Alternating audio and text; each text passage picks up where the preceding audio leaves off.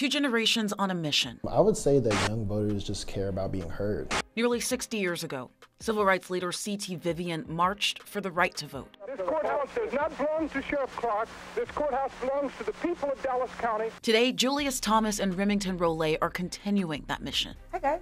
Hey. What's going on? Thank you so much for being here. Through a grassroots organization called the People's Uprising. For those who have never heard of the organization, what is the People's Uprising? The People's Uprising is a social justice organization that was created in 2020 as a response from the George Floyd situation that happened. No justice, no peace! A mission that grew into a major effort to get young people registered to vote. You are registered to vote right now, make some noise. This is Vote Lanta, a concert where your ticket to get in is your voter registration. I think we calculated at our very first event ever, close to 3,000 people who registered to vote for the first time ever. This is a nonpartisan event.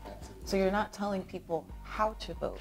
You're just saying it's important to vote. We're not telling people who to vote, Democratic or Republican or Independent, but we just want you to exercise your vote. In Georgia's last general election, there were a little over 2 million registered Black voters.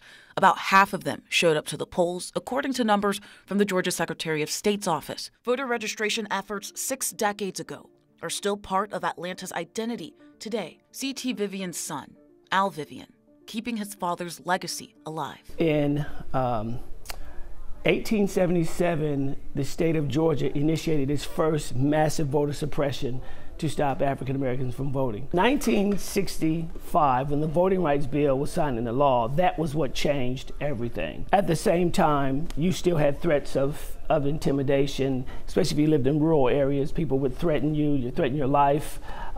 Employers would deny you, say they would take away your job if you voted. A new generation dedicated to continue the mission, to encourage people to get out and vote. We cannot afford to take the foot off the gas pedal and really continue to push the message and push the point to continue to drive change, because once we relax, all the things that we as young people want in our hearts, it may just go to the wayside. So we got to continue to apply that pressure and just speak up and speak out.